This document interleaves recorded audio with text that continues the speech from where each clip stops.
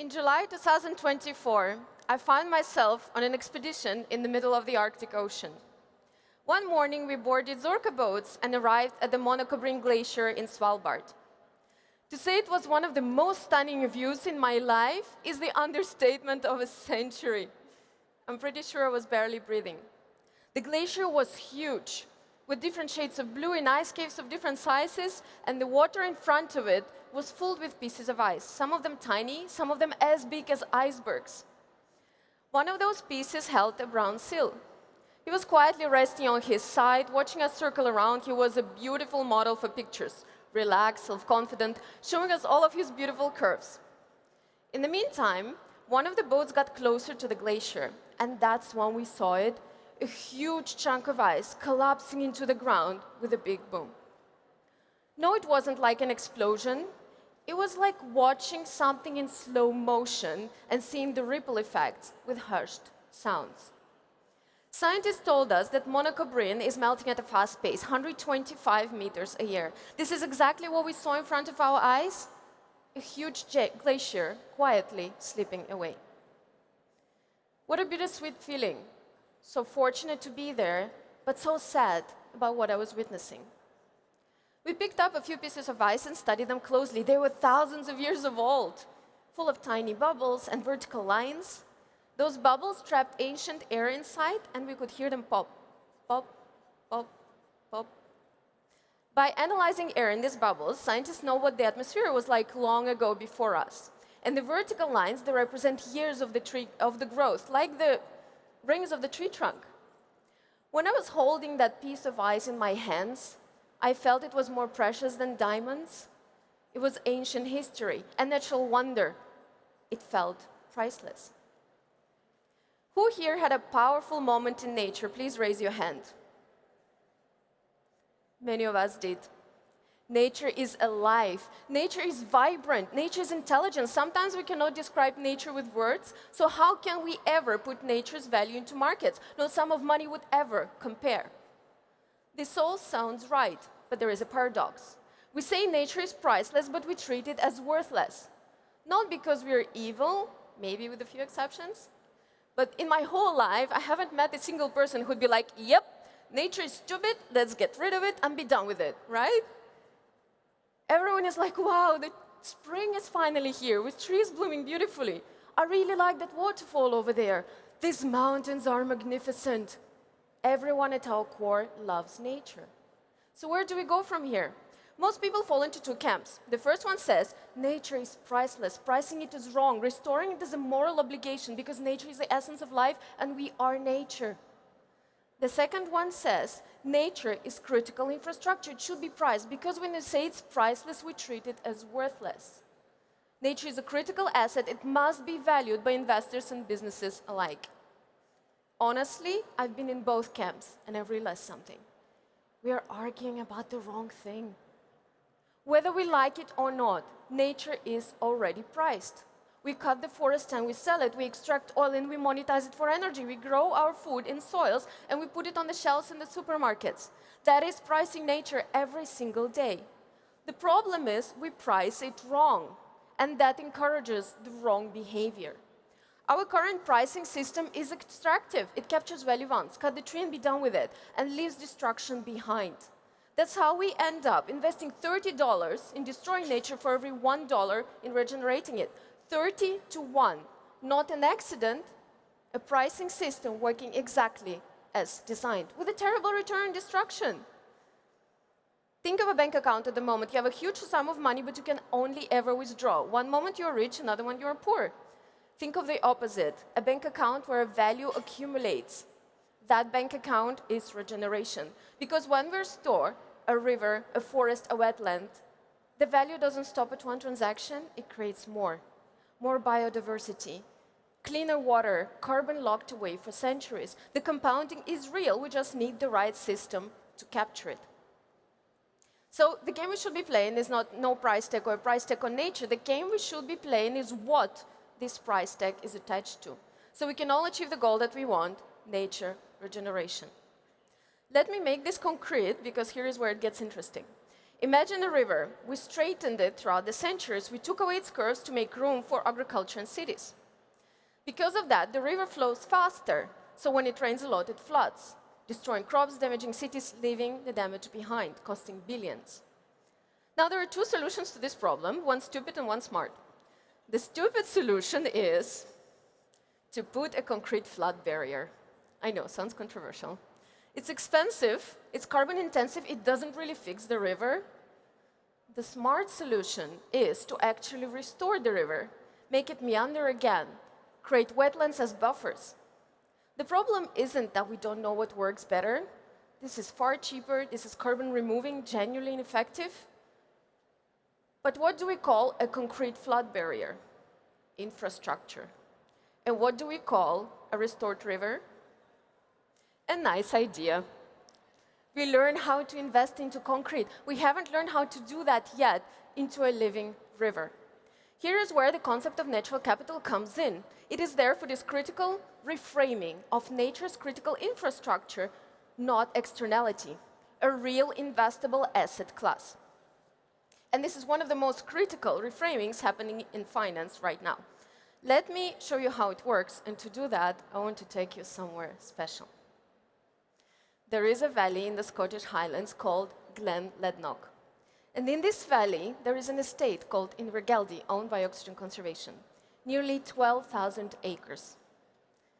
The first time I walked the grounds of that estate was 2 weeks ago, and we had every season of the year in about 10 minutes. We had sun, rain, rainbows, snow. Scottish Highlands at their best. But the only sound we heard through all those seasons was wind.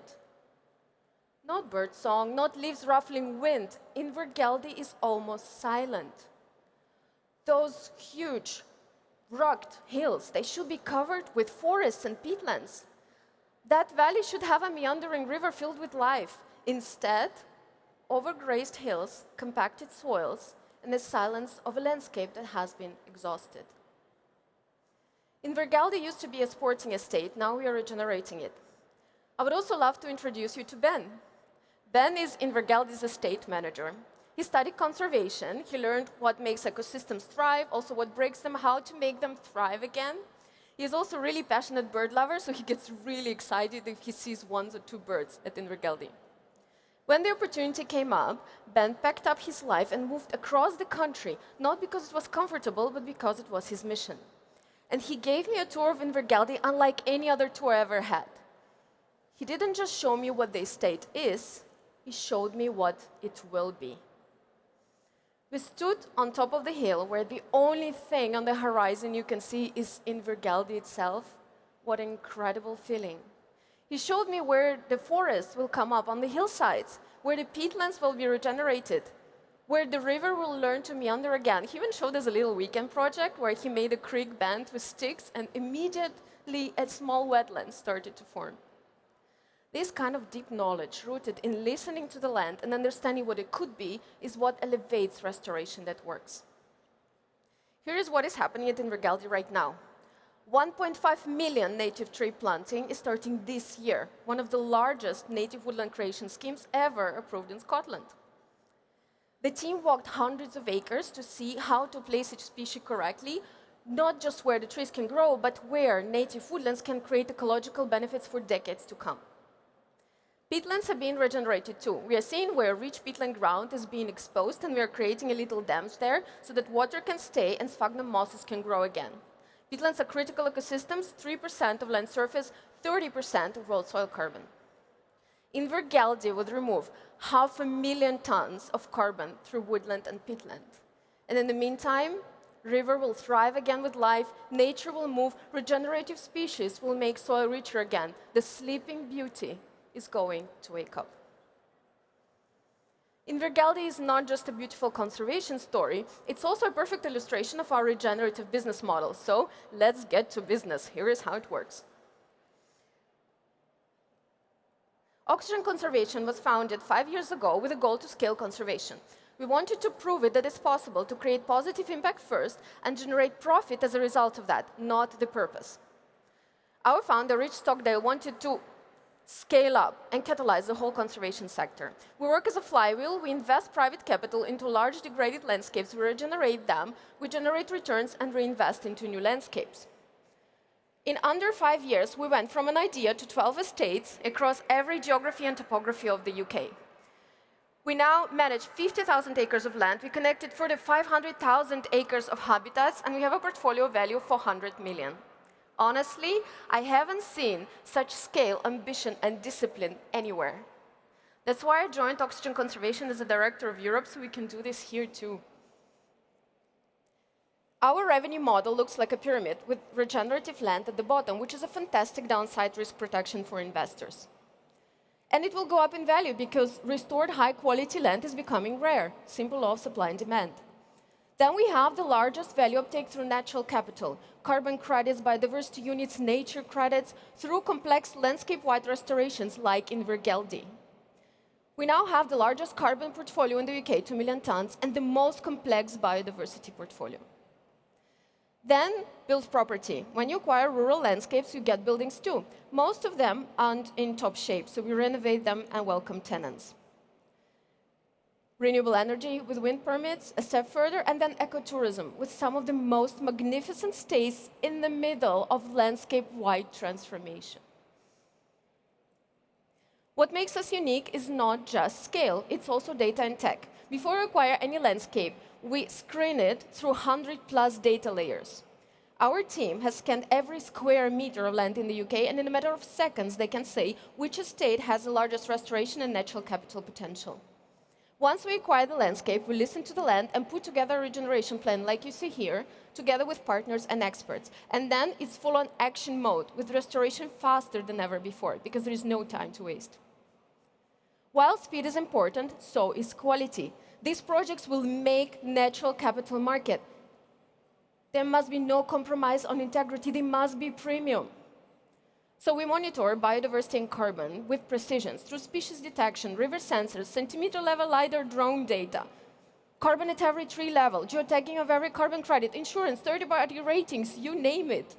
And our partners, they don't just get reports. They visit the estates and they see the results firsthand. Such relentless approach allowed us to set 3 world records. 1, for woodland creation, 125 pounds per ton. 2, for peatland creation, 100 pounds per ton. 3, for biodiversity river restoration, 55,000 per unit. Those prices sound insane for nature. Good, they should be higher. Companies today pay up to $800 for engineered carbon removal. Factories sucking CO2 out of the air.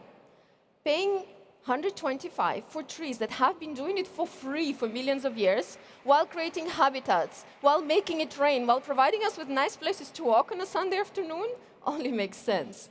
This is not a criticism of technology. This is a pricing correction that is needed. Nature needs more world records. Vergeldi is exceptional, but also not, because it is a business case that we desperately need in Europe. Europe has thousands of Vergeldis. Between 60 and 70% of our land in Europe is degraded. Europe has the ambition to restore it through EU nature restoration law. It has the regulation to do that through carbon removal and carbon farming and roadmap for nature credits. It has the capital. Banks and pension funds announce billions in capital for nature projects. But there is one huge gap, and that is bankable nature projects. Every week we speak with investors and they say the same thing. We want to invest now, but we need scale and discipline. That's why we announced our expansion into Europe in February this year, to close this gap, because where money flows, impact goes. So what now? I'm not going to ask you to care. You already do.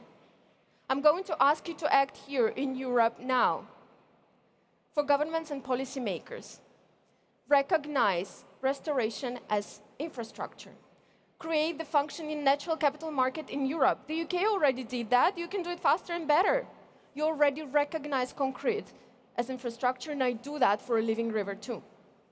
For investors, invest in natural capital now.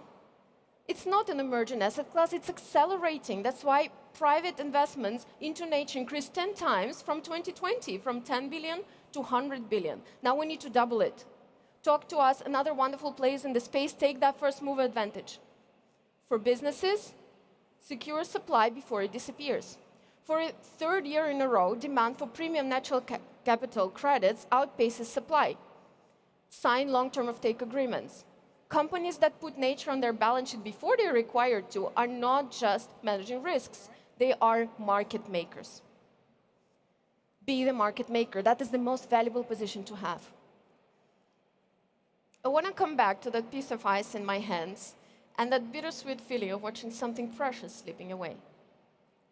I decided that the answer to that is not grief or hope. The answer to that is action. The same system that is melting Monaco Brink Glacier is the system that is sitting on billions in capital for nature restoration. It's up to us now to make that happen. Monaco Brink Glacier will not be the same in 20 years, but so will Invergaldie.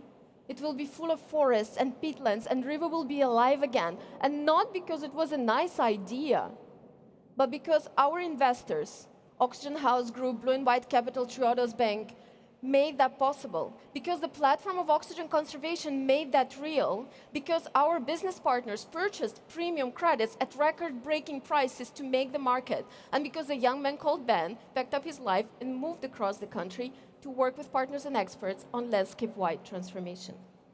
The glacier or the valley do not need our sympathy, they need our systems to change. And the systems are changing right now. The capital is here, the policy is changing. Platforms like oxygen conservation exist. Europe is next. I want my kids and your kids to run the hills carefree. I want them to live in Europe where the land is alive again. And that is not a dream. That is a regenerative business with nature as an investable asset class. Nature doesn't need saving, it needs financing, and that is something we can build starting now. Thank you.